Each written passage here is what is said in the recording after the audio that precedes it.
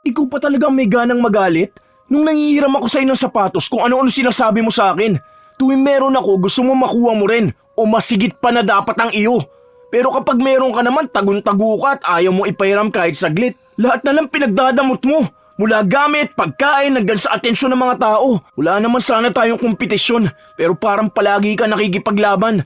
Gusto mo, sarili mo palagi ang mas lamang, ang mas bida. Ang dami mo na sinabi. Para lang sapatos, ganyan mo na ako pagsalitaan. Hindi ako makasarili. Inuuna ko lang ang sarili ko dahil kapag hindi ko yung ginawa, ako naman ang mawawalan at mauubusan. Tungkol lang ba to sa sapatos, ha? Kung sa sapatos lang pala, sana mamaltos yung paa mo kakagamit ng sapatos na hindi naman iyo. Sana maparusahan ka sa sobrang kadamutan mo. Tignan ko na lang kung hanggang kailan ka magiging makasarili. Ang magkakapatid ang isa sa unang dapat na nagtutulungan at nagbibigayan.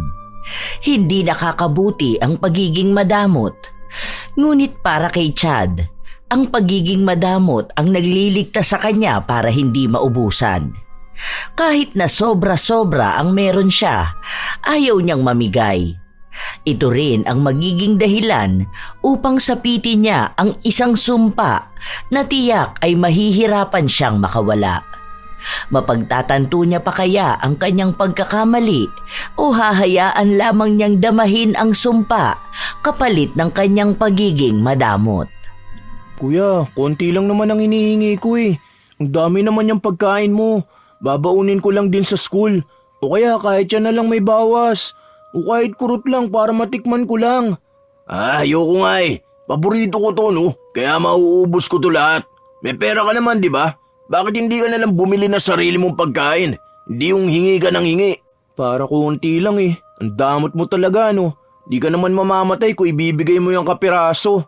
Basta bumili ka dun. Hindi ako mamimigay. Iniipon ko nga yun kasi bibili ako ng cake ni Lola. Malapit na kaya ang birthday niya. Sino? Si Lola nga. Anong pakialam ko? Damot mo na nga, sama pa ng ugali mo. Tingnan mo, kapag ako naman ang may pagkain sinasabi ko sa'yo, hindi kita bibigyan. Padamutan pala tayo rito ha. Inis lang ang tanging nararamdaman ni Gab habang palabas siya ng kanilang bahay. May kasama pang pagdadabog ang kanyang paglalakad.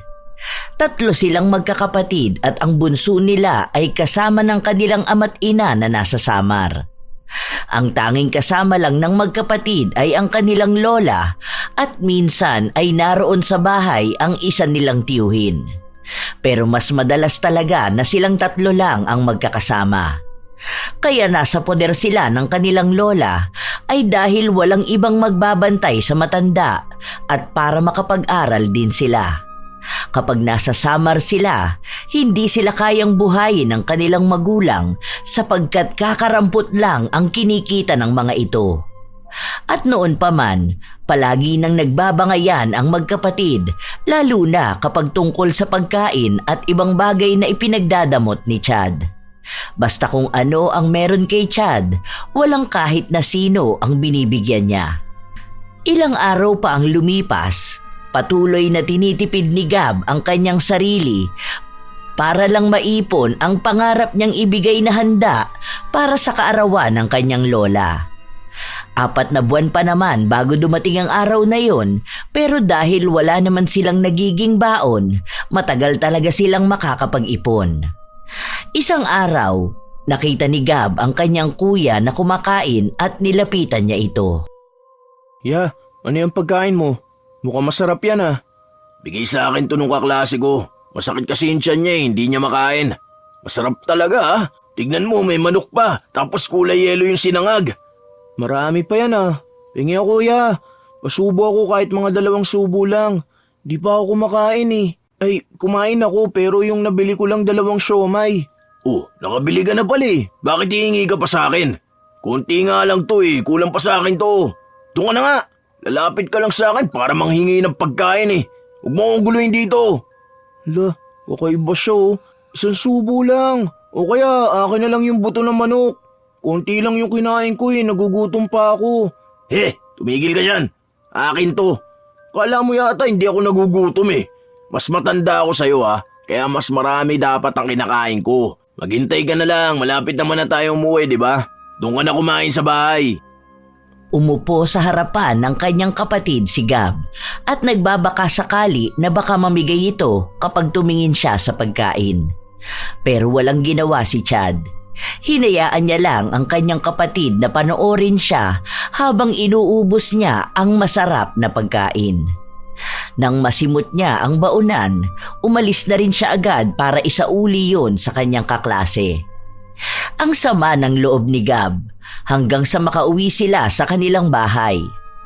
Habang naghahapunan sila ng sardinas, naaalala niya ang tungkol sa manok na inubos lang lahat ng kanyang kuya.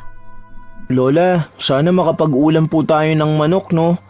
O sige, apo ko, bukas magluluto ako. Ay, talaga po ba? Yay! Sa wakas makakatim din ako ng manok! Paano yung isa kasi dyan, napakadamot? Di ako nagdadamot. Gutom lang talaga ako. Alam mo naman na mabilis ako magutom, di ba? Isang subo nga lang ang sinasabi ko, ayaw mo naman. Dami-dami kaya nun. Tapos kahit isang subo ayaw mo. O kaya yung kakaparanggot lang sana na manok. Alam mo naman na paborito ko rin yun eh. Kumain na lang tayo. Huwag na kayo magtalo diyang dalawa. Sige na, bukas kakain tayo ng isang buong manok. Ikaw naman, Chad, huwag ka rin namang magdadamot lalo na sa kapatid mo. Magkapatid kayo, dapat nagbibigayan kayo. Natahimik na lamang ang dalawa sa pangaral ng kanilang lola. Masayang matutulog si Gab dahil naiisip niya na paggising niya kinabukasan ay makakakain na siya ng masarap na manok. Nasa iisang kwarto lang silang natutulog magkapatid. Pero kahit na ganon, kung ano lang talaga ang gamit na meron si Gab, yon ang nagagamit niya. Dahil kahit na hindi naman kailangan ng kanyang kuya, hindi pa rin ito ibinibigay o ipinapahiram sa kanya. Minsan nga ay nais na lamang din ni Gab na gayahin ng kanyang kapatid, pero sadyang hindi niya kayang ipagdamot ang anumang meron siya. Kinabukasan, maagang nagising ang magkapatid. Dahil pareho silang nag-aabang sa manok na lulutuin ng kanilang lola. Hindi rin naman magpapahuli si Chad sa pagpili kung anong parte ba ang mapupunta sa kanya. Halos nag-uunahan ang dalawa papunta sa kusina. Naabutan nila ang kanilang lola na katatapos lang magluto. Oh, ako muna unang pipili ng parte ng manok ha? Huh? Bakit ikaw? Di pwede yun. Dapat ako naman ngayon dahil nakakain ka naman ng manok kahapon eh. Malamang una mo ako niyang kunin yung pinakamalaking parte. Dahil ako nga ang kuya, di ba? Malamang ako ang dapat na unang pipili. Akin ang mas malaki. Alam nyo mga apo, huwag na kayong magtalo ha. Dahil tig-isang buong manok naman kayong dalawa.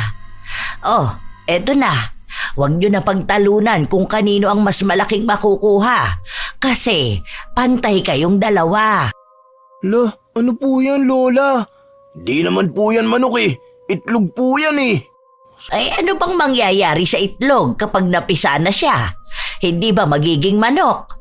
O bago pa siya naging manok, nailuto ko na. Ayaw nyo ba yan na tag-isang buong manok kayo? Si Lola naman eh. Napapanaginipan ko na nga na kumakain ako ng manok tapos ipapaulam niyo po pala sa amin itlog. Ano ba naman yan? Aba, huwag ka nang magreklamo dyan dahil ang mahalaga may nakakain ka. Ang ibang kabataan nga dyan, kahit itlog hindi makakain dahil walang pambili. Dapat palaging nagpapasalamat sa kung anong meron sa inyong harapan. O sige na, tara na, kumain na tayo ng tagi-isang buo nating manok. Hindi mawari kung matatawa ba ang dalawa o maiiyak sila sa nakikita nila. Iba ang kanilang inaasahan. Ang akala nila ay tunay na manok talaga, hindi ang magiging manok pa lamang. Pero nangako naman ang kanilang lola na kapag bibisita sa Sabado ang kanilang tiyuhin, sasabihin niya rito na manok na lamang ang ulamin nila. Ilang araw pa ang nakalipas, nagpatuloy ang buhay ng magkapatid at ang palagi nilang pagtatalo sa iba't ibang bagay. Isang araw, kinakailangan ni Gab ng gagamitin niya para sa susunod na klase. Kaya lumapit ulit siya sa kanyang kuya. Inabangan niyang matapos ang klase nito bago niya kinausap. Sige na, ya, ibabalik ko rin naman sa'yo kaagad eh. Kailangan ko lang talaga ng calculator. Bakit kailangan mo pa ng calculator? Pwede ka naman mag-compute sa papel, di ba? Mas maganda nga kapag ganun eh. At least magiging matalino ka. Mahirap nga yun. Saka ang sabi rin naman sa amin ni teacher na mas maganda kapag may dala kaming calculator. Wala naman ako nun. Ikaw lang ang meron eh. Kasi binigay sa'yo ni tita. Ang sabi ni tita, hati naman tayong dalawa, di ba? Maghihiraman tayo. Sa akin niya binigay. Ibig lang sabihin ako magdedesisyon kung magpapahiram ako o hindi. Hindi ko naman yan masisira eh. Kahit gasgas wala akong maiiwan dyan. Sige na, ya. Ako lang walang magagamit dun eh. Hindi mo naman yan kailangan ngayon. May math kami mamaya kaya imposible na hindi ko magagamit. Mamaya pa naman yun eh. 2 subject pa pagkatapos nung sa amin. Pagkagamit ko ibibigay ko na kaagad sa'yo. Dali na, ya. Anong oras no? Parating na si Teacher Karen. Hindi talaga. Hanap ka na lang sa iba mong mga kaklase. Baka meron sila. Halos magmakaawa na si Gab sa kanyang kuya pero hindi talaga ito nagpahiram ng gamit kahit na alam naman niyang kailangan ng kanyang kapatid. Dahil walang nagamit si Gab, nagtiyaga na lang siya sa papel kaya hindi siya makasabay sa itinuturo sa kanilang klase. Math pa naman ang isa sa mahirap na aralin para kay Gab. Pagka-uwi nila sa bahay, hindi pinapansin ni Gab ang kanyang kuya dahil sa inis na nararamdaman niya rito. Ilang araw pa ang lumipas, sumapit na ang Sabado na kanilang hinihintay dahil darating ang isa nilang tiyuhin. May dala nga itong manok katulad ng ipinangako ng kanilang lola. Uy, akin to, saka to, at ito pa. Itatabi ko yan para ulam ko mamaya. Tapos ngayon, ito ang akin. La, huwag mo naman kunin lahat. Alam mo naman na marami pa tayong kakain eh. Hindi naman pwede ang ganyan. Pwede yan. Sabi nga ni Tito na kunin natin yung gusto natin eh. Sa lahat to ang gusto ko eh. Paano kapag nagutom ako mamaya? Kung gusto mo, gumaya ka na lang din. Ayoko. Hanggat hindi pa kumakain ng lahat, hindi ako magtatabi. Baka mamaya si Lola naman ang walang ulamin. Dapat kuya kapag ganyan iniisip mo rin ang ibang tao. Hindi yung puro na lang sarili mo. Hindi naman pagiging makasarili ang tinuturo sa atin ni Lola eh, di ba? Di mo ko maintindihan dahil bata ka pa. Minsan kasi dapat inuuna rin natin ang sarili natin. Dahil paano kung maubusan ka? May ibang tao ba na magbibigay sa'yo? Iba naman yang sa'yo eh. Masyado ka naman madamot. Kahit hindi mo naman kailangan, gusto mo pa rin na sa'yo mapupunta. Tapos kahit na saglit lang hihiramin ang gamit mo, ayaw mo. Tapos kahit konti lang ang hihingin sa pagkain mo, ayaw mo rin mamigay. Habang nagrereklamo si Gab, bigla namang dumating ang kanilang tiyuhin at lola. Hindi alam kung ano ang pinagtatalunan nila pero pinagsabihan silang dalawa. Habang kumakain na sila, tinitipid ni Gab ang manok na nasa kanyang plato. Kakapiraso lang ang kinakain niya sa bawat malalaking subo ng kanin. Nang wala na ang kanin at malaking porsyento pa ng manok ang natitira, napansin ito ng kanyang kuya na marami pa ang kanin sa plato pero naubos na ang ulam. Akin na lang to, ubos naman na kanin mo eh. Hindi mo na kailangan ng ulam. La, kuya naman. Kaya nga tinitipid ko yan kasi gusto kong papakin eh. Akin na yan, meron ka naman na kanina eh. 2 pa nga inulam mo tapos may tinabi ka pa. Mais ka nga dyan, huwag ka madamot. Konti na lang din naman to eh. Hindi mo ba nakikita na wala na akong ulam? Ano bang gusto mo? Kakainin ko lang tong kanin? Di ka man lang maawa sa kapatid mo. La, kinagatan pa talaga oh. Ano ba naman yan? Parang tanga talaga siya eh. Alam naman na nga na kanya-kanya tayong ulam. Di ko naman kasalanan na naubos mo na ulam mo eh. Akin yan eh. Di ka na nga kumakain, di ba? Wala ka ng kanin oh. Paulit-ulit na lang. Wala na, oh. Nalawayan ko na. Oh. Wala na, may laway ko na. Papansin talaga siya. Mamatay ka na. Mamatay ka na sana. Hoy, Gab! Ano ba yung lumalabas sa bibig mo? Hindi ba ang sabi ko sa'yo huwag kang hihiling ng masama sa kapwa mo? Huwag mo nang uulitin yan, ha? Hindi maganda yung ganyang sinasabi mo. Paano naman po kasi kinuha niya yung ulam ko eh. Hindi ko pa nga po nakakain niya ng maayos. Tinitipid ko nga kasi gusto ko unti-unti yung papakin. Kapag siya naman, hindi naman niya namimigay. Ang bilis niya kasing kumain, hindi naman siya hihingan. Tapos may nakatago pa siyang ulam. Ikaw rin naman, Chad. Huwag mong aagawan ng pagkain ng kapatid mo o ang ibang tao, lalo na kung meron ka naman na. Mas lamang pa nga ang nakuha mo kaysa sa kanya eh. Baguhin mo yung ganyang ugali dahil baka pagdating ng araw, ikaw rin ang magsisisi. Paano naman po kasi, Lola? Wala na nga po akong ulam, oh. Hindi pa po ba siya maawa sa akin? Sinabi ko na nga na dalawa yung sayo kanina, di ba? Parehas pa malaki yung mga yun. Inaabangan mo lang yung sa akin eh. Para ikaw lang ang makinabang sa lahat.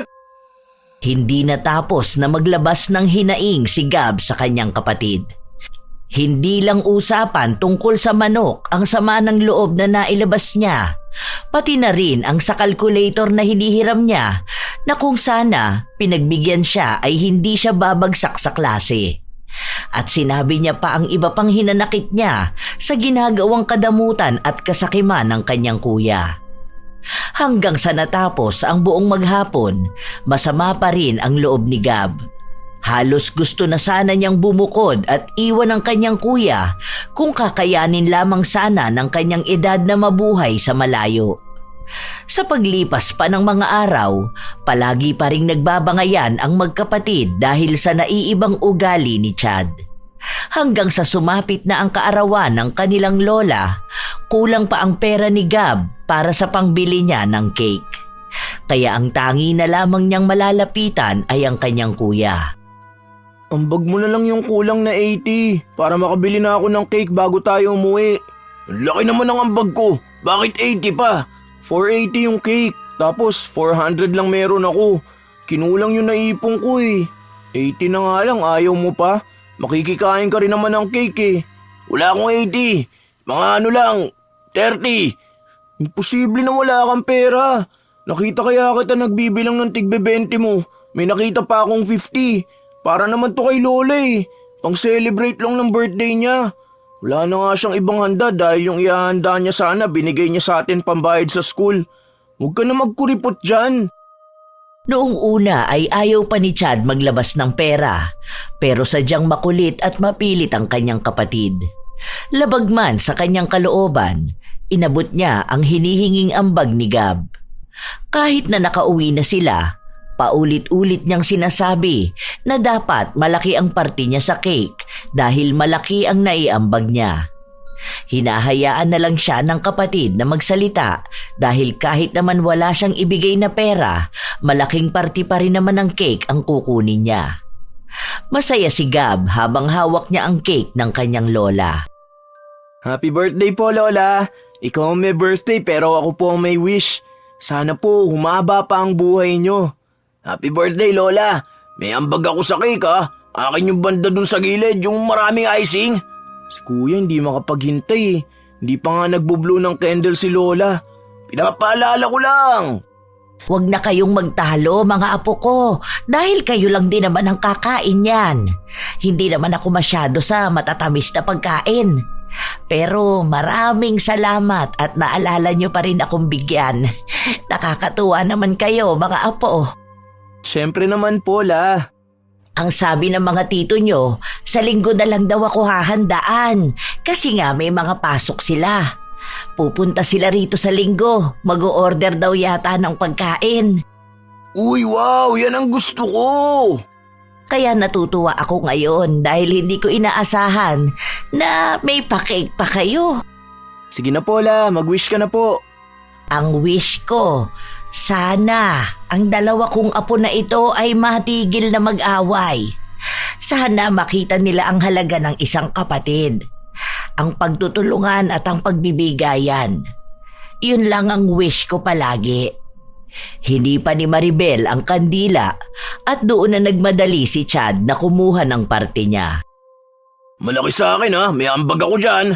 Parehas lang tayo may ambag, Kuya. Umayos ka naman. Huwag ka masyado magalaw.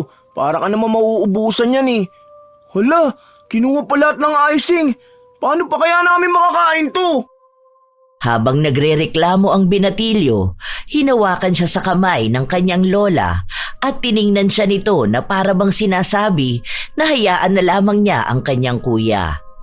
Dahil ayaw naman ni Gab na mahaluan ng pag-aaway ang espesyal na araw ng kanilang lola, ay hinayaan na lang niya si Chad na kumilos na para bang nasa gyera siya at ayaw maubusan ng pagkain. Kahit nakakaunti lamang naman ang ambag ni Chad, paulit-ulit niya itong sinasabi hanggang sa sumapit na ang linggo at bumisita na rin ang ilan nitong tiyo at tiya. Opo, nagambag kaya ako para sa birthday cake ni Lola. Ako po, pinag-ipunan ko po yun ng ilang months. Hindi po ako gumagastos. Natuwa naman ang kanilang mga tiyahin dahil sa ang babait nila. Halos ikumpara na sila sa kanilang mga pinsan na matitigas ang ulo at magagastos.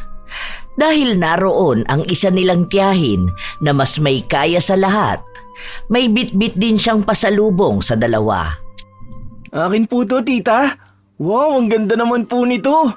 Yun, kasya sa akin ang damit. Tapos ito rin pong sapatos. Salamat po, tita. Akin na lang tong sapatos, ang ganda eh. Meron ka pa naman, di ba? Saka meron ka naman ng damit. La kuya, sa akin nga yan binigay eh. May bag naman at relo na binigay sa'yo ah. Mas marami nga yan, 4 yung binigay sa'yo, sa akin 2 lang.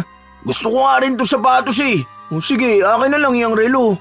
Ayoko nga, binigay to sa akin ni tita eh. Basta sa akin to sapatos na to. Mas bagay to sa akin eh. Saka mas matanda ako sa'yo ah. Dapat gamitin mo yung pinaglumaan ko. Kapag mga bago, dapat ako muna. Pinaglumaan eh, kahit nga hindi na magagamit, ayaw mo pa rin ipamigay. Akin na kasi yan, kuya. Dapat makontento ka sa kung anong ibinigay sa'yo. Hindi yung kukunin mo pa, pati yung sa akin. Inawat na lang silang dalawa para hindi na matuloy ang kanilang pagtatalo. Sinabi na lang ng tiyahin nila na ipaubaya na ni Gab sa kanyang kuya ang sapatos dahil pwede naman niya itong hiramin kapag kailangan niya. Pero kahit na hindi sumagot si Gab, alam niya sa kanyang kalooban na kahit nabubulok na ang gamit ng kanyang kuya, ay hindi pa rin ito magpapahiram. Nang kinahapunan noon, dumating na ang order nilang handa ni Maribel at habang nagdarasal sila, pasimple nang nagtatabi ng lumpia si Chad sa kanyang plato. Kaya nang kukuha na sila, kakaunti na lang ang nasa lagayan. Dahil medyo malayo si Gab, naubusan siya. Ayaw naman niyang manghingi sa kanyang mga tiyahin dahil nakikita niya na tag-iisa lang sila. Hanggang sa makita niya ang kanyang kuya na nakaupo at tambak ng pagkain ang plato. Ya, pengin naman ako isang lumpia. Wala na dun eh, naubusan ako. Bakit kasing bagal mo ha?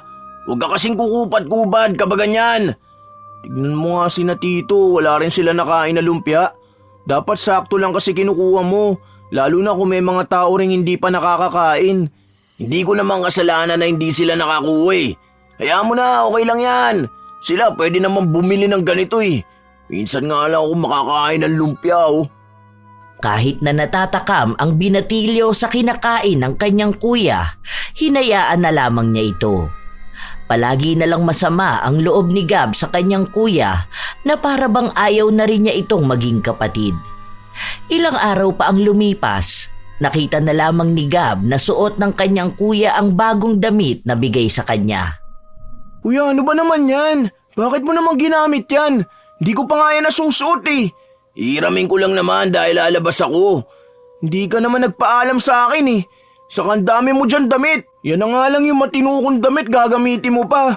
Huwag ka madamot ha. Kapag nangihiram sa'yo ang kuya mo, dapat palagi ka nagpapahiram. Huwag mo akong pinagdadamutan dahil baka kapag tumanda na tayo, wala kang makuhang tulong mula sa akin. Ikaw tutulong? Kailan ka pa tumulong ha? Talaga bang wala akong naitulong sa'yo? Last month, nagpatulong ka sa akin maggupit ng mga nasa brochure dahil kailangan nyo yata yun sa scrapbook project nyo, di ba? Oh, tulong na yun. Dapat magpasalamat ka. Tuwing tutulong ka, kailangan may sumbat din eh, no? Last month pa yun. Bakit? Ilan na ba naitulong ko sa'yo nitong mga nakaraan, ha? Ah, ganon. Gusto mo pala ng sumbatan? Umiinit na ang tensyon sa magkapatid at dahil naririnig sila ng kanilang lola, lumapit ito sa kanila para awatin sila. Hindi ba kayo nagsasawa na palagi na lang kayong nag-aaway na dalawa? Paano ba naman kasi yan si Gab, Lola? Walang ibang ginawa kundi ang punahin ako. Tapos hihiramin ko lang naman tong damit niya dahil gagala kami ng mga kaibigan ko. Ayaw niya pang ipahiram. Ibabalik ko rin naman to sa kanya mamaya eh. Paano naman po kasi la? Alam na nga niya na hindi ko pa yan nagagamit eh. Gusto niya kasi siya na lang palagi ang makikinabang sa lahat ng bagay. Di naman ako madamot. Nagpapahiram naman ako, nagbibigay ako. Pero kapag siya, ang dami niya pa sinasabi. Tapos hindi rin naman magpapahiram. O bakit mo nga naman kasi ginagamit yung damit niya, Chad? Ang sabi po kasi ni tita na maghiraman na lang po kami. Hindi ibig sabihin na yon ang sinabi ng nagbigay sa inyo. Hindi nyo na rin gagalangin at re-respetuhin ang may-ari ng gamit, di ba? Mano man lang sana na magpaalam ka ng maayos. Hindi naman madamot ang kapatid mo. Basta ayusin mo lang ang pagsabi sa kanya. Kung sasabihin niyang ayaw niya dahil hindi niya pa nagagamit, maghintay ka kung kailan pwede. At ganun din ang gawin mo sa kapatid mo. Huwag kang magdadamot kapag siya naman ang may kailangan. Alam mo, dadalawa lang kayong magkakampi sa ngayon. Mga bata pa lang kayo, ganyan na kayo mag-usap at magtalo. Paano na yan kapag tumanda na kayo? Ha? Paano kung ang isa sa inyo nakakailangan ng tulong, pero dahil parehas kayong nagdadamot sa isa't isa, hindi na kayo tutulong? O kung tutulong man kayo, may kasunod na yung walang katapusang sumbatan. Oh, narinig mo na ba ang sinabi ni Lola, Gab? Sana naiintindihan mo yun, di ba? Na maging mabuti kang kapatid. Sige na, alis na ako. Napailing na lamang si Maribel habang nakikita niya ang kanyang apo na lumalabas ng bahay.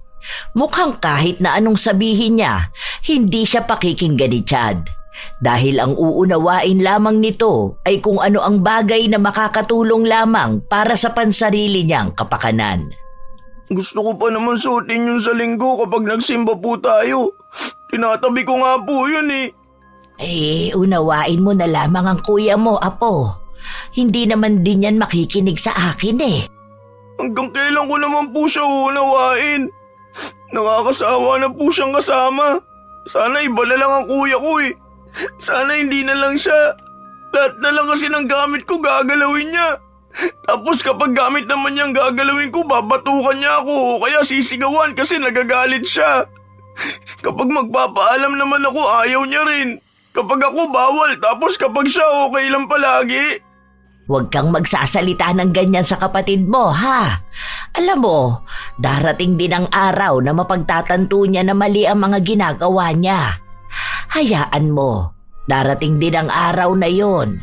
Basta, ayaw na ayaw kung magsasalita ka ng masama sa kuya mo o sa kahit na sino, ha? Lalo na yung sinasabi mo kapag nagagalit ka. Yung pahiling-hiling mo na mamatay na siya. Sa totoo lang, naiintindihan naman kita dahil nadadala ka ng damdamin mo. Pero apo, may mga damdamin at salita na maaaring magkatotoo. Ang tawag doon ay sumpa. Huwag na huwag kang susumpa sa isang tao dahil maaari ding pagsisihan mo yon. Umiyak lang ng umiyak si Gab dahil iniisip niya pa rin ang damit na sinuot ng kanyang kuya. Pero dahil mas mahaba at mas malawak ang pangunawa ng binatilyo, pinatawad na lamang niya ang ginawa ng kanyang kuya.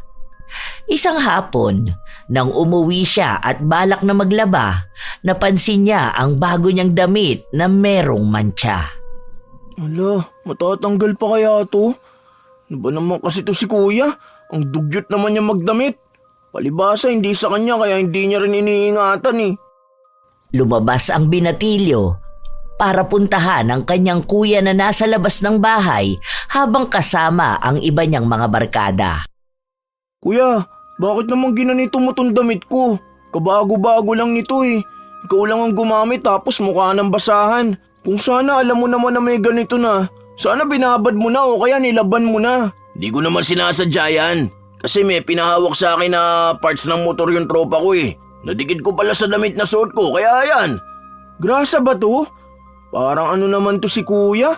Hinayaan pa matuyo ng matagal. Sana pag uwi mo, binabad mo na agad. Di na to matatanggal. Wala na, mukha na tong basahan. Hindi ko man lang nagamit. Kaya mo na, bigay lang naman yan sa'yo eh. Saka ka namang hinayang kapag ikaw na ang bumibili ng gamit mo. Sa susunod na balik ni tita, magbibigay naman yun ulit ng damit sa'yo. O kaya yung mga ayaw ng mga pinsan natin. Minsan binibigay nila sa atin yun, di ba? Palibasa, hindi sa yung gamit kaya ganyan ka. Kapag nangiram ka lang, ingatan mo naman. Kapag gamit mo nasira o nagasgasan, para kang dragon magalit. Tapos kapag sa akin, dapat okay lang. Hindi ganon. Sinabi ko na nga na hindi ko sinasadya, di ba? Kung alam ko na may grasa yun, sana hindi ko na hinawakan. Hindi ko naman kontrolado yung ganyan. Para kang tanga dyan, ang daldal mo. Bakit hindi mo nilaman agad? Binabad mo na lang muna sana. Kung hindi ko pa makikita, hindi mo sasabihin.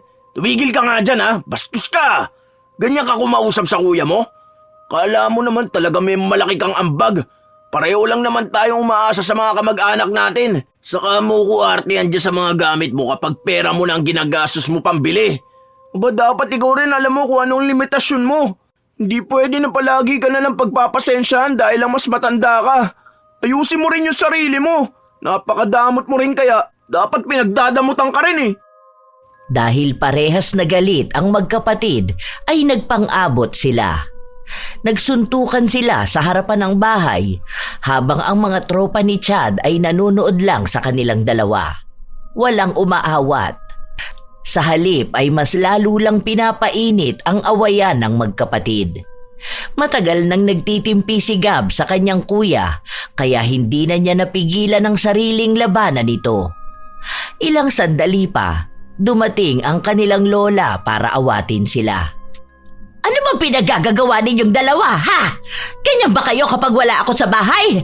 Palagi na lang kayong nag-aaway. Ano, gusto niyo na ba magpatayang magkapatid? O siya, halik kayo sa kusina, naroon ang kutsilyo. Paano ba naman kasi ang bastos na yan? Bigla na lang susugod sa akin dito tapos magagalit. Paano namang hindi magagalit sa'yo? Ikaw na nga nakagawa ng mali, ikaw pang galit. Hindi ka man lang humingi ng sorry. Ano bang dahilan kaya nagpapatayan kayo, ha? Tungkol na naman ba saan?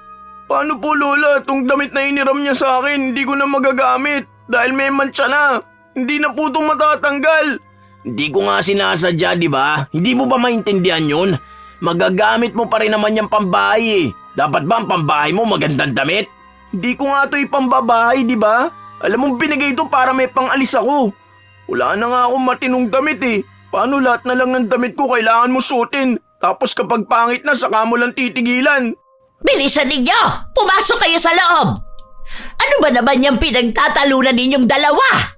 Palala kayo ng palala! Pareha silang pinagalitan ng kanilang lola. Habang si Gab ay natututo sa mga salita ni Maribel, ang isa naman niyang apo ay tila ba nagtatanim ng galit. Walang nakikitang mali si Chad sa kanyang ginagawa dahil lahat na lang ay meron siyang katwiran.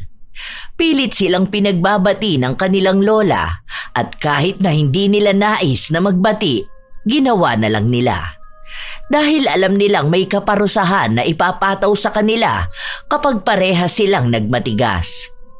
Sa paglipas muli ng mga araw, may mga pagtatalo pa rin ang magkapatid, lalo na kung tungkol ito sa pagiging madamot ni Chad.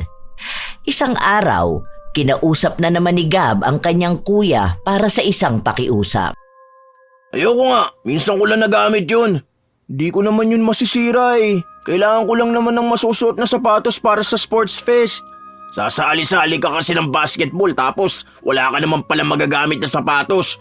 Sa susunod, huwag ka na magpresenta kung hindi ka naman kumpleto ng gamit mo. Eh gusto ko nga maglaro ng ganun eh. Luma na yung sapatos ko. Kita mo naman na tanggal na yung nasa ilalim. Di ba ang sabi ni tita maghiraman tayo ng sapatos? Kung ikaw nga sinira mo yung damit ko. Ayos, di mo na makalimutan yun ah. O edi ako naman ang pahiramin mo, di ba? Hindi yung puro na lang ikaw ang nakikinabang. Kung di ko naman kailangan, di naman ako manghihiram sa'yo eh. Bakit hindi ka manghiram sa mga kaibigan mo? Hindi naman magkakasukat yung mga paa namin eh. Nakakaya naman kung sa ibang tao pa ako hihiram kung meron naman sa'yo. Bakit ba kasi ayaw mo ipahiram yan? Susumbong kita kay tita. Dahil nga bago lang yan. Baka maluma mo lang yan kapag nag-basketball ka. Bahala ka dyan. Basta hindi kita pahiramin ng sapatos. Mamaya maapakan lang nila yun eh. Kahit na anong pakiusap ni Gab, ayaw talaga siyang pahiramin ng kanyang kapatid. Dahil nalalapit na ang araw ng kanilang laro, naiisipan na niyang umatras. Pero bago niya gawin yon, Kinausap niya ang kanyang lola na baka maaaring hiraman siya nito ng sapatos. Lalo na sa mga pinsan nila na may kasukat siya. Ginawa naman yon ni Maribel. Isang hapon, umuwi siya na may bitbit. Ano yan, La? Sa kapatid mo ito. Kay Gab? Bakit po? Ano meron? Ano po bang laman yan? Kasi nagpapahanap siya sa akin ng mahihiraman ng sapatos para dun sa, ano ba yun? Sports fest niya raw. Ngayon, pumunta ako sa pinsan niyong si Carl. Sakto naman na may sapatos daw siyang nabili online. Kaso na mali siya ng size. Ibabalik niya raw sana. Pero dahil nasabi ko na kailangan ng kapatid mo, ayun, ibinigay na lang niya sa akin. Ay, nasaan ba si Gab? Patingin nga po ako ng sapatos, La.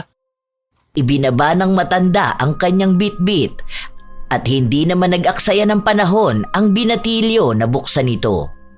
Wala si Gab dahil umalis ito para sa pagsasanay nila. Nang makita ni Chad ang klase ng sapatos na ibinigay sa kanyang kapatid, nakaramdam siya ng inggit. Bakit si Gab lang ang binigyan ng sapatos, La? Ang ganda po nito, oh. Mahal tong ganito eh. Tapos bagong-bago talaga. Alam mo, Apo, huwag mong kaiinggitan ng gamit ng kapatid mo. Kasi sa totoo lang, pwede mo naman niyang hiramin sa kanya kung kakailanganin mo. Basta, sana matuto ka ring magpahalaga ng gamit ng iba. Tapos ikaw rin, dapat matuto kang magpahiram. Hindi naman pwedeng ikaw palagi ang mas lamang. Hindi ibig sabihin na ikaw ang mas matanda eh. Dapat ikaw na lang ang makakakuha ng lahat. Pansin ko kasi sa ugali mo, kapag meron ng kapatid mo, pakiramdam mo palagi kang mauubusan. Kung binigyan ka ng 5 mamahaling gamit, ang nakikita mo pa rin yung isang pirasong pinaglumaan na binigay sa kapatid mo. Huwag ganon, ha? Huwag mong dalhin hanggang sa pagtanda mo yung ganyang pag-uugali. Tapos, hindi ka pa marunong tumulong sa kapatid mo. Abay, napakabait ni Gab. Ang bilis niyang pagsabihan at pakiusapan. Alam mo, kahit pasabihin mo ngayon na wala ka namang mapapala sa kanya at hindi ka hihingi ng tulong balang araw, nako, babawiin mo yan sa oras na si Gab na lang ang maaasahan mo. Pero sana, wag naman dumating ang araw na pagdadamutan ka na rin niya. Katulad kung paano mo siya pinagdadamutan ngayon. Di naman kasi ako nagdadamot, La. Nagpapahiram naman ako ng gamit eh. Kaso kapag paborito ko, ayaw ko na maipagamit basta-basta. Ayan, may tig-isa na kayong sapatos. Ay sana naman hindi na kayo magtatalo, hindi ba? Pero mas maganda yun sa kanya eh. Gusto mo ang sapatos na yan? Ay sige, nasa na sapatos na bigay sa'yo ng tita mo? Ipapalit natin. Ayoko, La. Gusto ko rin yun eh. Ipapahiram ko na lang sa kanya yun. Pero sa akin pa rin yun at itong bagong sapatos.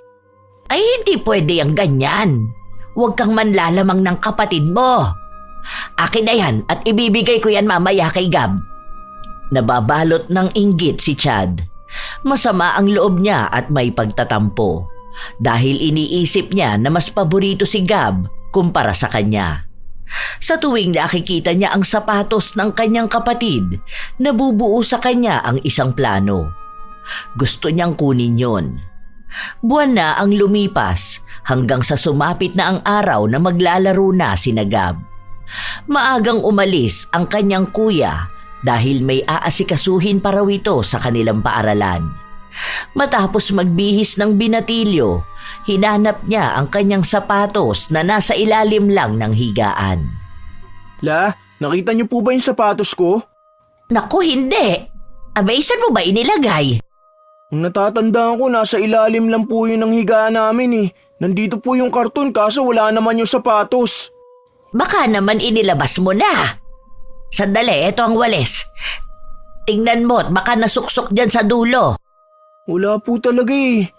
Wala, nasa naman na yun? Di pa naman pwedeng mawala yun. Ano pong gagamitin ko? Anong oras na po? Ay, nasa naman yun napunta? Ay, baka naman napansin ng kuya mo. Asaan na ba si Chad? Wala na po siya, kanina pa siya umalis. Ang napansin kong suot niyang sapatos yung bigay sa kanya ni tita. Naku naman, ano ba to? Hindi pwedeng mawala yun, wala akong magagamit. Patuloy silang naghanap ng isang bagay na hindi naman nila makikita sa loob ng bahay. Pawis na si Gab sa kahahanap pero wala siyang napala. Hanggang sa dumating na ang kanyang mga kasamahan at sinusundo na siya. Sinabi niya sa mga ito na nawawala ang kanyang sapatos at baka hindi siya makasali sa laro.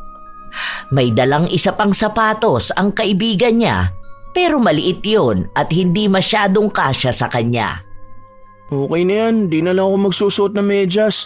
Pilitin na lang pagkasyahin, kaysa naman wala akong maisuot, di ba? Kahit na naiipit na ang paa ng binatilyo, pinilit niya pa ring isuot ang sapatos. Para lang may magamit siya. Kumikirot ang paa niya, lalo na sa may bandang kuko. Nahihirapan siyang maglakad pero hindi na lamang niya ito pinansin. Ang iniisip niya ay ang magiging laban nila. Isa pa naman siya sa inaasahang magpapanalo sa kanilang koponan. Habang lumilipas ang oras, sa bawat pagtakbo niya, pagbangga sa mga kalaban ay mas lumalala ang sakit na nararamdaman ng kanyang paa. Dahil nawawalan siya ng lakas, hindi niya naibibigay ang buo niyang kakayahan. Natambakan na sila ng mga kalaban. Opo, promise, gagalingan ko na ngayon. Medyo makirot lang ang paa ko pero kaya ko po. Kahit na nauubos na ang kanyang kumpiyansa sa sarili, pinilit pa rin ng binatilyo na ibuhos ang lahat para sa laro. Hanggang sa hawak na niya ang bola at sa pagtakbo niya, hindi niya sinasadya na tumama ang sapatos ng kalaban sa kanyang sapatos. Nasaktan siya ng sobra dahil para bang nabali ang buto ng mga daliri niya sa paa. Ah! Ang sakit! Bumagsak siya sa sahig at agad niyang hinubad ang sapatos. Pansin niyang nangingitim ang kanyang mga kuko sa paa. Hindi niya rin masyadong maigalaw ang kanyang paa. Nakaramdam siya ng kahihiyan, lalo pat may mga taong nakapalibot at nakikita siyang naging isang talunan. Dismayado ang mga mukha nila, lalo na ang mga umaasa sa kanyang ipapanalo ang laban. Halos maiyak ang binatilyo dahil sa kahihiyan at sa sakit na kanyang nararamdaman. Ilang sandali pa, nakita niya ang isang pamilyar na sapatos. Nang makita niya kung sino ang may suot, nakita niya ang kanyang kuya. Doon na siya unti-unting nakaramdam ng galit.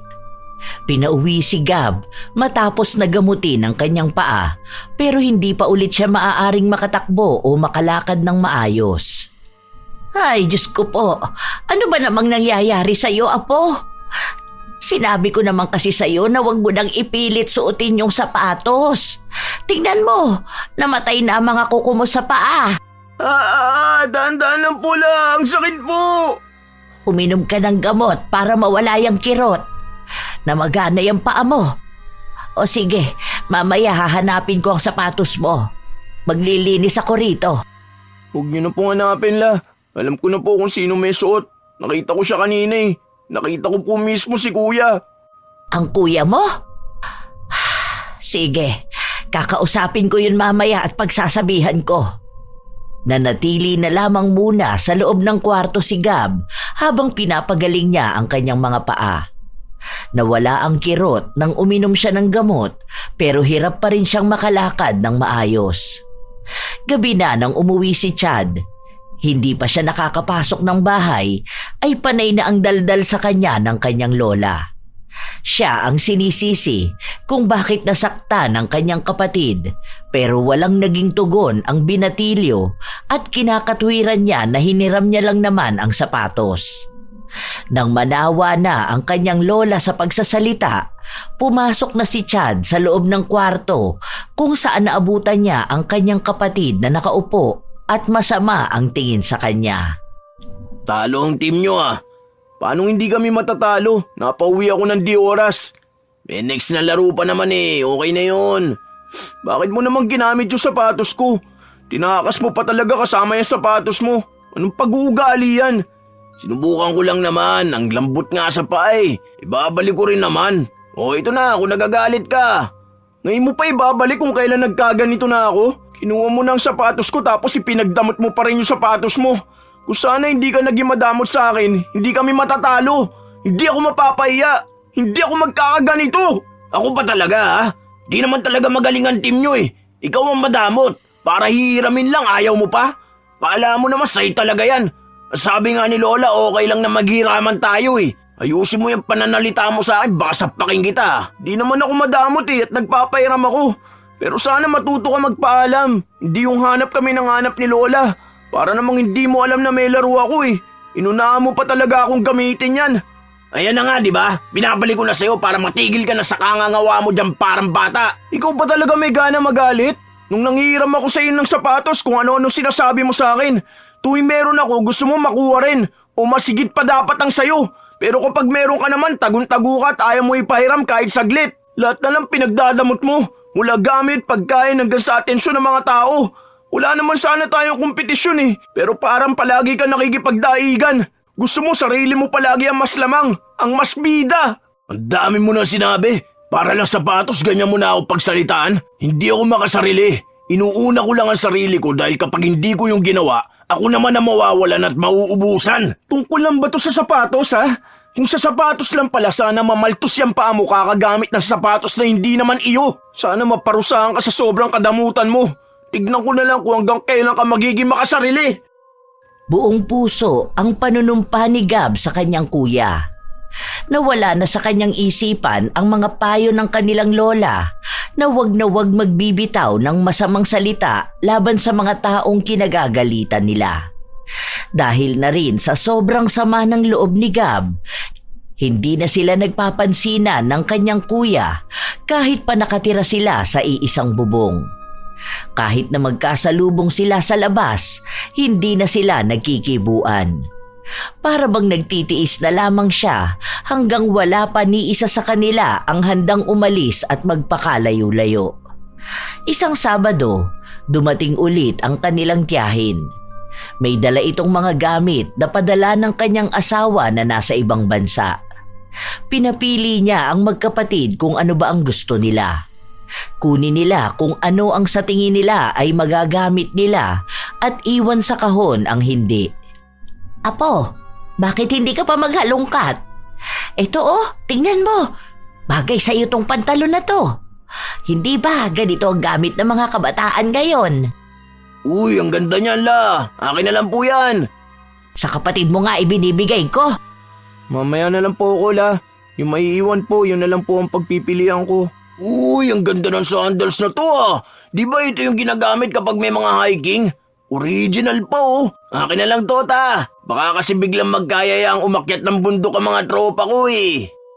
Nakatitig lang si Gab sa kanyang kuya na halos kunin na ang lahat.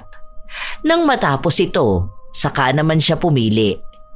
Pero nang makita niya ang isang maliit na bag, kinuha ito ni Chad at sinabi na gusto niya rin yon at hindi niya lang napansin. Okay na po tong 3 damit. Salamat po tita. Ayun lang ang meron tita. Wala na bang iba? Hindi ka na nga nagpasalamat, naghahangad ka pa ng iba? Kung may iba pang ibibigay, malamang para naman sa mga kamag-anak natin.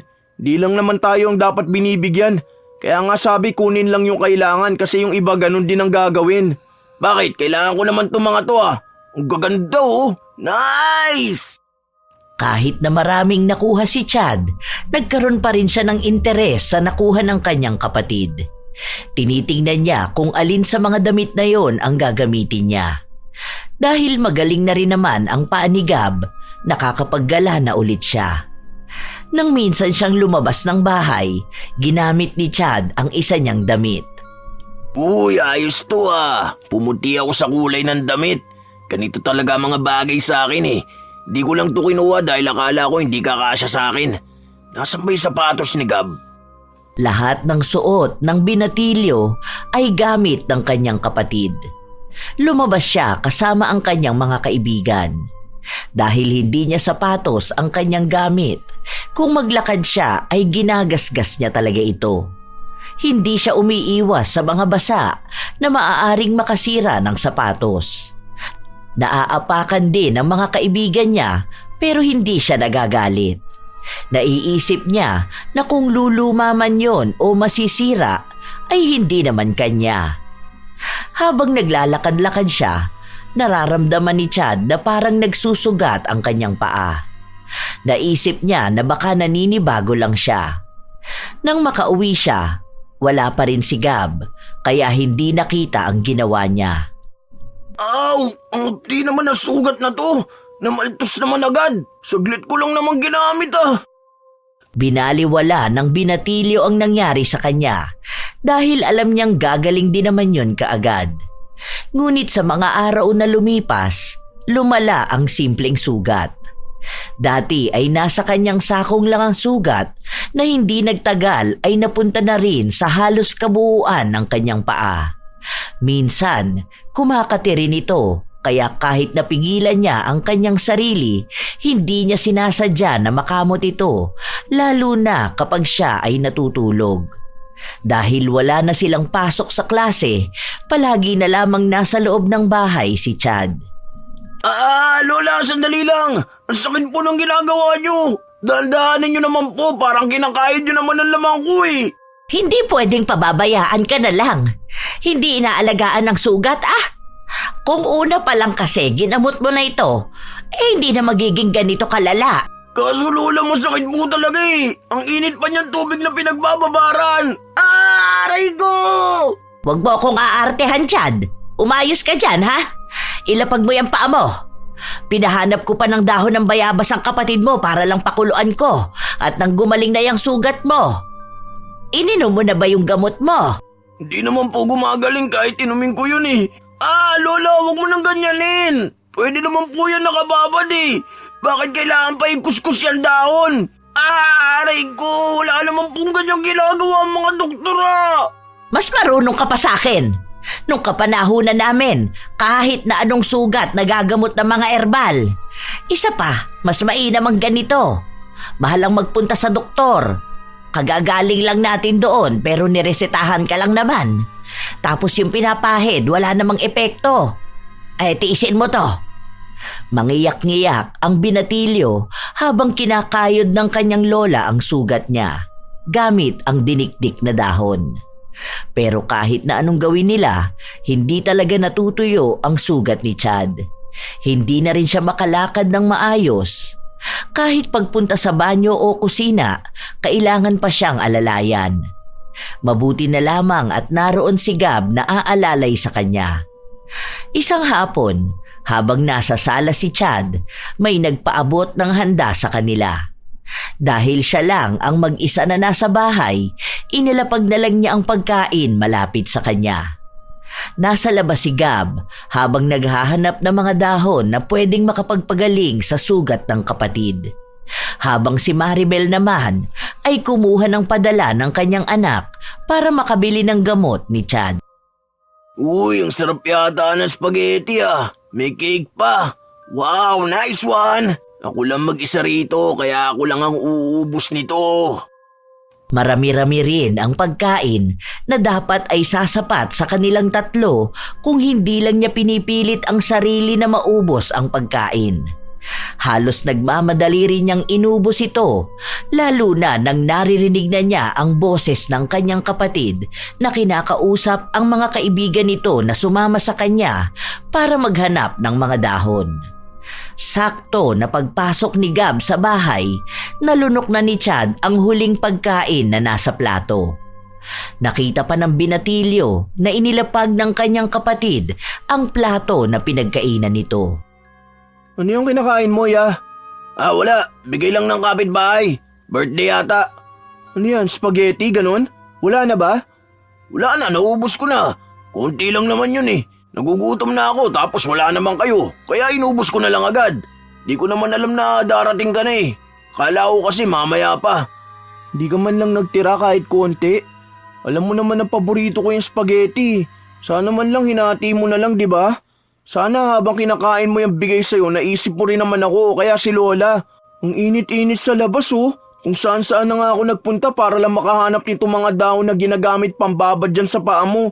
Tapos muntik pa ako makagat ng aso. Di ko nga alam na darating ka na, di ba? Pero alam mong uuwi pa rin naman ako Pwede naman niyang itabi mo dyan hanggang sa makauwi ako. Sabihin mo hindi na nagbago yung ugali mo. Kung hindi lang ako naaawa kay Lola, hindi ako kukuha ng mga dahon eh.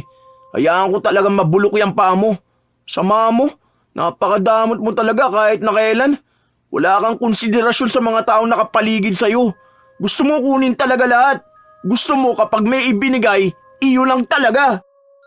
Tunay na masama ang loob ng binatilyo dahil hindi niya akalain na hindi pa rin pala kayang magbago ng kanyang kuya kahit na may nangyayari na sa kanyang hindi maganda.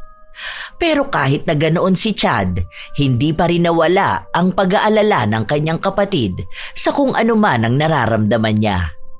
Sa paglipas kasi ng mga araw, hindi pa rin gumagaling ang sugat sa paa ng binatilyo. Ang dami na nilang ginawa. Kung ano-ano na ring gamot ang iniinom ni Chad.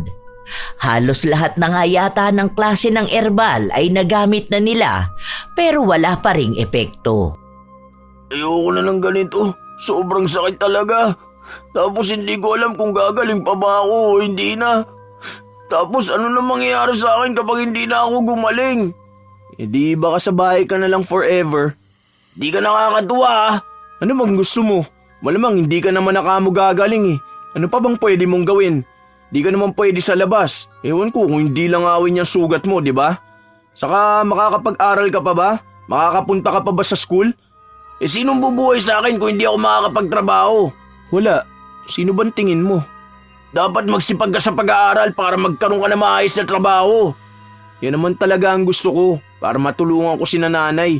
Pero kapag sa'yo, ewan ko. Niisip ko kung paano kita tutulungan napakadamot mo naman kasi. Sobra, para matulungan ko si na Lola. Magkapatid tayo, malamang dapat magtutulungan tayo, di ba? Lah, galing mo naman. Kung ubusan at pagtaguan mo nga ako ng pagkain, parang hindi tayo magkapatid eh. Hanggang ngayon nga kahit ihiram lang ng gamit mo, ayaw mo. Tapos gusto mo pa natulungan kita? Uy, ang galing mo naman. Ngayon pinapatunayan mo na hindi ka talaga dapat binibigyan. Di ako nagdadamot dahil kapag ganito na wala ako, wala naman tutulong sa akin eh. Di pa ba tulong ang ginagawa namin ni Lola? Bakit? Tingin mo ba meron ka talagang dapat ipit-ipitin at ipagdamot na malala? Walang-wala ka nga ngayon eh, pero kami ang nagpapakapagod sa'yo. Kung alam mo lang, kating-kati na ang katawan ko kakapasok sa talahiban para lang makahanap ng mga dahon-dahon na hindi ko naman alam ang pangalan. Kung sino-sino nang nilalapitan ko para malaman kung paano magagamot yan sugat mo. Mahirap kasi sa'yo kuya. Akala mo responsibilidad ka ng lahat ng tao sa paligid mo. Ni minsan nga hindi kita narinig na nagpasalamat man lang sa amin ni Lola eh. Hindi porkit hindi ka gumagaling, ibig sabihin kulang na kami sa effort. Baka kasi ikaw mismo ang kulang maka-appreciate. Gusto mo kasi palaging higit pa. Baka sa sobrang makasarili mo yan. Sinarili mo na lang din talaga yung sakit mo. Hindi nakakibo ang binatilyo sa sinabi sa kanya ng kanyang kapatid. Ayaw niyang tanggapin na may mali siya. Kaya pilit niya pa ring ipinagtatanggol ang mga mali niyang kilos. Walang nagbago kay Chad kahit na may sakit na siya. Gusto niya pa ring maging kanya ang lahat. Ayaw niya pa ring mamahagi kahit sa sarili niyang kapatid. La, pengi pa po ako. Damihan niyo o akin na lang po kaya lahat yan. Aba, hindi pwede. Kailangan nating tirhan ng kapatid mo. Alam mo namang paborito niya ang buko pay eh. Okay lang po yan la. Huwag mo po yung intindihin. Pwede namang ulit siyang kumain ito kapag nagbigay ulit ang kapitbahay natin eh. Saka po, ilang slice lang ang nakain ko eh. Sige na. Hindi pwede. Itatabi ko na yung 2 slice para sa kanya. Ito na lang pagkain ko ang kainin mo. Huwag lang ito sa kapatid mo. Ilang beses na kitang pinagsasabihan sa ganyan mong ugali, ha? Palagi kang takot maubusan. Siyempre, hindi naman pwede nagpapauli. Kailangan maaga para hindi nalalamangan ng iba. Hindi ibang tao ang kapatid mo. Dapat ikaw mismo bilang kuya, alam mo kung paano magbabahagi sa kanya. Hindi mo siya kalaban sa lahat ng bagay. Dapat kayo ang magkakampi. Dapat iniisip mo kung paano ka makakapagbigay sa kapatid mo, hindi kung paano mo siya mauubusan. Ay sige, ilalapag ko na lang ito rito para pagdating ni Gab makapagmerienda siya. Kawawa naman yon, nagrereklamo na palagi na lang siyang may bitbit na dahon ng bayabas. Umalis ang matanda kaya mas lalong binilisan ni Chad kumain. Halos hindi na niya nginunguya ang pagkain. Diretso lunok na ito para pwede pa ulit siyang makakuha ng pagkain. Wala naman si Gab, akin na lang to. Wala rin naman siya magagawa kapag inuubos ko to eh. Ang sarap kasi. Sakto na pagkaubos niya ng pagkain, doon naman dumating ang kanyang kapatid. Masaya ito at halatang atat na makain ang paborito niya. Pero nawala ang ngiti sa kanyang labi matapos na makitang walang laman. Nasaan na yung buko pay na sinasabi ni Lola? Ay, wala na. Naubos ko na eh. Akala ko kasi sa akin yun eh. Gutom na gutom ako. Ano ba yan? Sabi ni Lola, tinabi niya raw yun para sa akin. Di mo man lang ako tiniran kahit kakarampot. Yung kahit papaano matitikman ko lang, kinain mo pa talaga lahat. Di ko nga alam na meron ka pala dun, di ba? Tulungan mo na ako. Gusto ko na magpahinga sa kwarto. Ewan ko sa'yo. Bahala ka dyan sa buhay mo. Kung nakakaya mo mabusog ng hindi iniisip na may kapatid kang gusto rin makakain, sana kaya mong buhatin yung sarili mo papunta sa kwarto. Di na kita tutulungan. Bahala ka. Kahit anong mangyari, di na kita aasikasuhin. Sa sobrang sama ng loob ni Gab, agad siyang lumabas. Naiiyak na rin siya sa iba't ibang klase ng emosyon na nararamdaman niya. Pagod, gutom, galit, lahat na nagsama-sama. Nakita siya ng kanyang lola kaya agad siyang nilapitan nito. Dapat kasi kapag alam niya na para sa iba yun, hindi na niya kukunin. Pero na nga siya eh, pinagdamot na nga niya yung pagkain niya eh. Tapos ipagdadamot niya pa rin yung pagkain na para sa iba. Ayoko na siya makasama la. Napapagod na po ako sa ugali ni kuya. Pasensya ka na, apo. Dapat yata itinago ko na lang ang pagkain mo para hindi niya nakuha. Hayaan mo, kapag may pera ako, ibibili na lang kita tapos itatago na lang natin. Ayoko naman po maging mukhang madamot. Kaya ayoko na mga ganyan na tago-tago. Dapat kasi magbago ng ugali ni kuya eh. Nakakasawa kaya yun. Tapos hindi naman din siya makatulong sa bahay. Dagdag lang din siya sa alagain eh. Nakakainis talaga. Habang nag-uusap ang maglola ay nakaramdam sila ng malakas na pagyanig ng lupa. Nataranta ang mga tao sa malakas na lindol, lalo na't may mga lumang bahay sa paligid nila na gumuho. Nagsimula ng magtakbuhan, magsigawan at mag-iyakan ang mga tao. Lahat sila ay hindi mapakali. Pati na rin ang maglola ay hindi na alam ang kanilang gagawin. Hanggang sa naisip ni Gab ang kanyang kuya. Lola, si kuya! Sandali lang! Kahit na delikadong pumasok sa loob ng bahay nila dahil may mga napapansin na silang mga bitak sa pader, ay pumasok pa rin sa loob si Gab. Hindi siya aalis hanggat hindi niya naililigtas ang kanyang kapatid. Naabutan niya si Chad na nasa sahig at naipit ang binti niya ng nahulog na pader. Bumagsak na rin ang kalahati ng bahay nila, kaya kung magtatagal si Chad sa loob ng bahay, maaari siyang malibing ng buhay. Tulungan mo ako, Gab! Ang sakit na ba ako! Pumasang ka na lang sa akin, kuya, para makalabas na tayo! Hirap na hirap si Gab na tulungang mailabas ang kanyang kuya. Ilang beses pa siyang nadapa pero hindi yun naging dahilan para sumuko siya. Nailabas niya si Chad hanggang sa makapunta sila sa mas ligtas na lugar. Base sa mga naririnig nila, maraming mga natabunan ng mga gumuhong bahay. Kaya lahat sila ay takot na takot.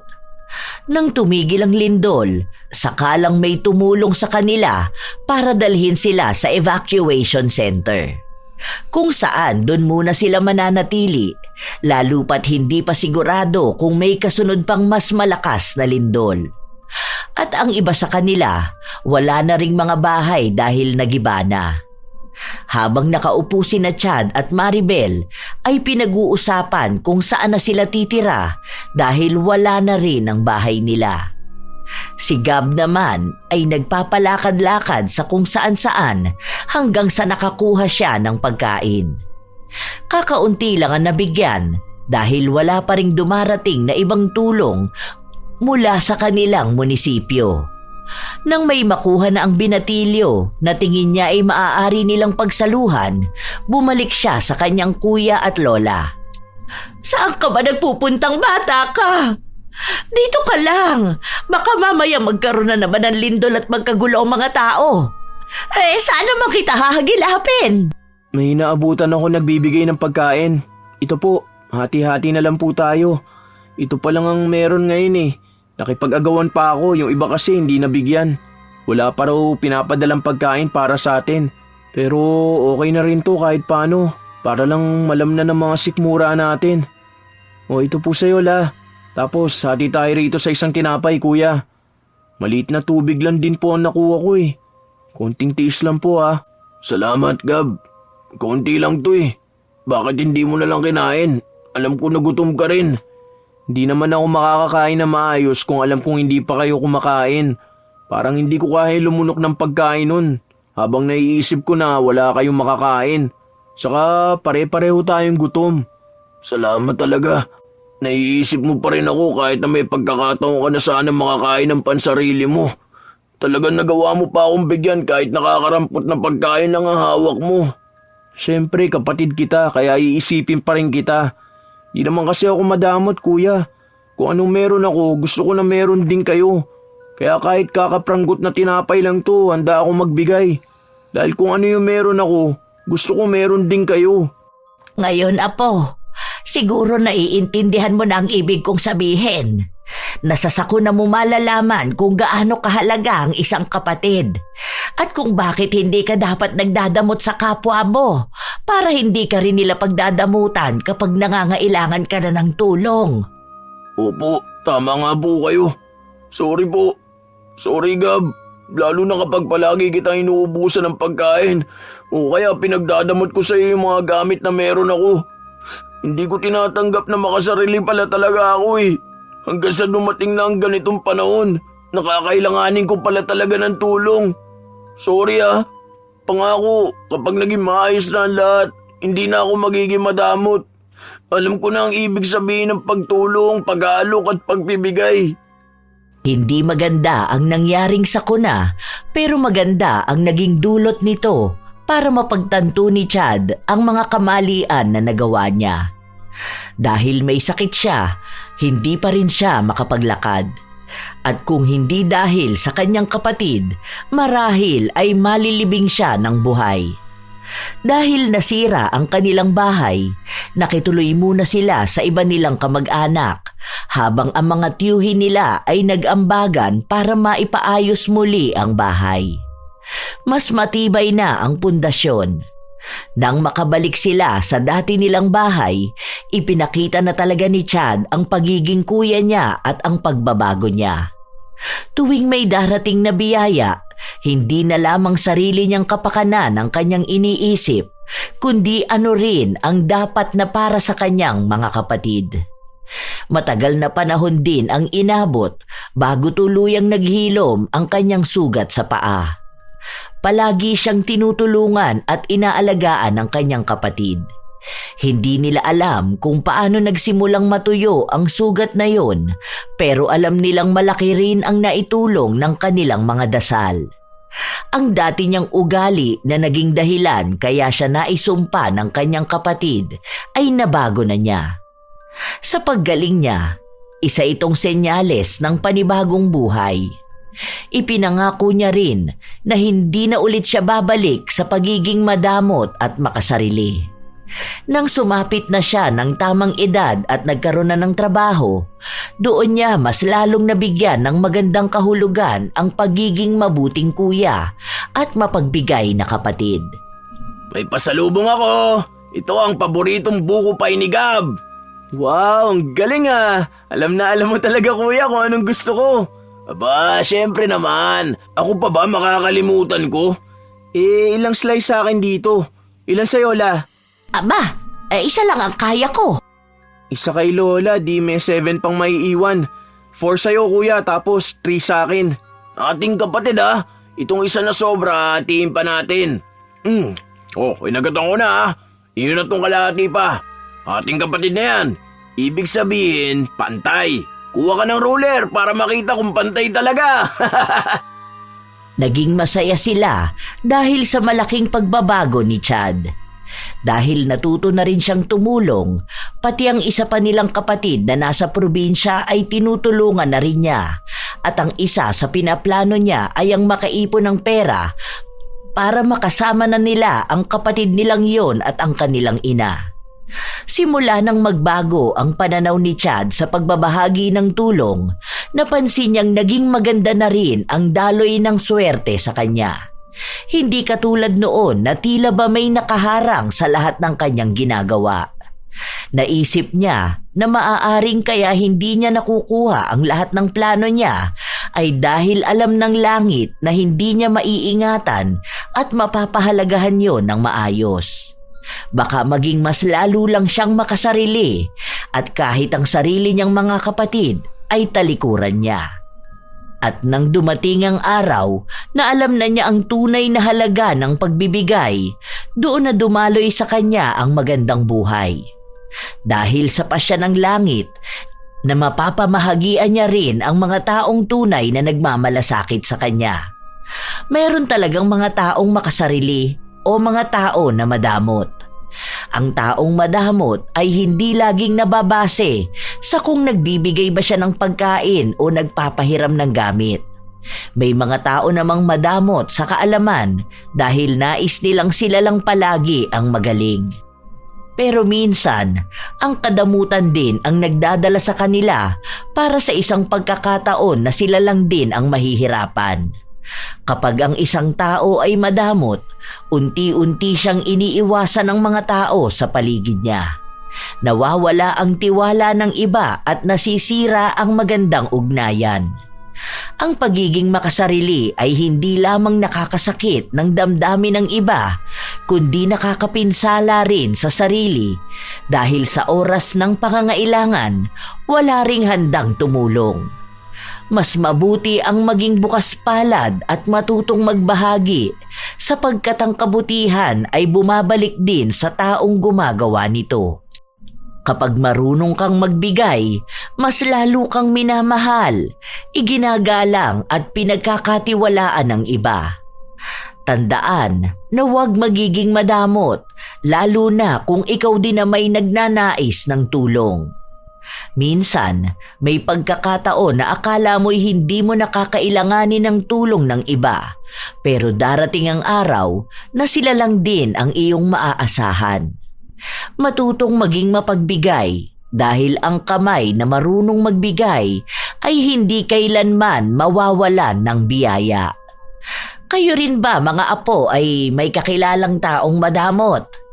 Hindi lang tungkol sa pagkain o gamit, kundi sa ibang aspeto pa.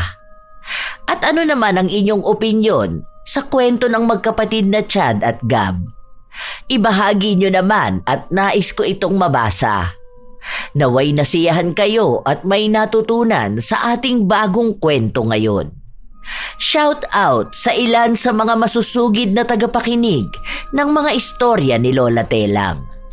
Jelly Lastra, Ana Lubarlita at sa Barlita family, Iza Bianca Taroza, Miss Chinita, Lyra Jane, Rose Guevara, Beauty and Your Best, Jamin.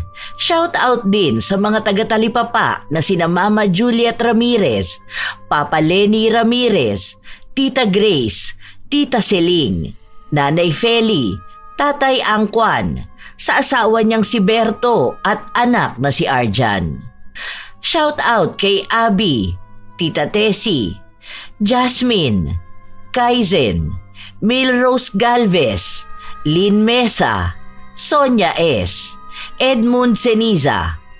Shout out din sa inyo, Corazon Ingay, Elgin TV Vlog, Bernaldo Soltion ng Panabatan, Samar, Sara Cañete, Romeo Ko, Jen Arellano, Assorted Love Hurts KSA, Richelle Adapon, Chris Alcantara, Dins Rodriguez, MJ Naire Laurente, Luna Luna, Chris Neil Jane Diapana, Ami Pacana, Basanta Mila.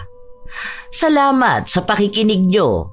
Marjorie Abaro at sa ladies ng GH team, Millicent Manuel, kay Jetlyn Manuel at sa mga nakikinig sa GT Gatsis, Ann Ganda, Rose Ann Romasanta, Elez Zel, Flordelis Clapero at sa mama niya na si Florida Dal ng Misamis Oriental, Evelyn Salon, Sheila Rosaldes, Samsung TV, Dolores Bell, Ricky Boy at Lalaine Omeres, Merly Villarimo, Jessica Rojas, Leonora Concesino, Francesca Liana.